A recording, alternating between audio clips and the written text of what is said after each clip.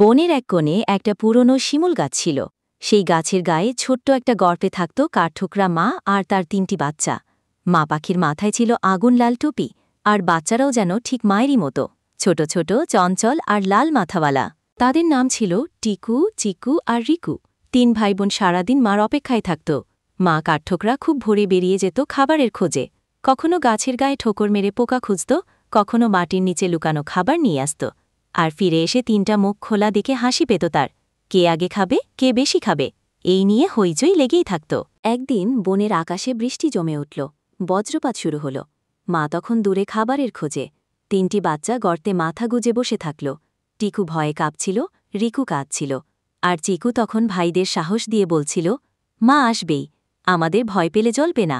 ঠিক তখনই গাছের গায়ে ঠুকঠুক শব্দ। মা ফিরে এসেছে, ভিজে গা, মুখে খাবার। ৩টি বাচ্চা আনন্দে ঝাঁপিয়ে পড়ল।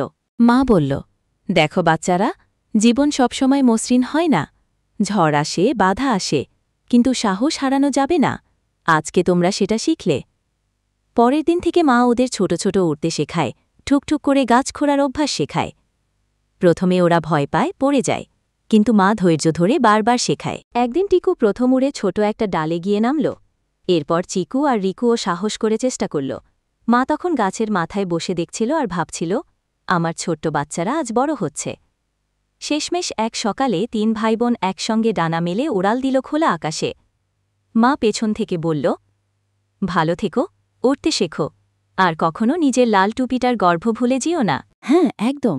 এই গল্পটা পাখির ভালোবাসা, আত্মত্যাগ আর বাচ্চাদের বেড়ে ওঠার একটা অসাধারণ রূপক।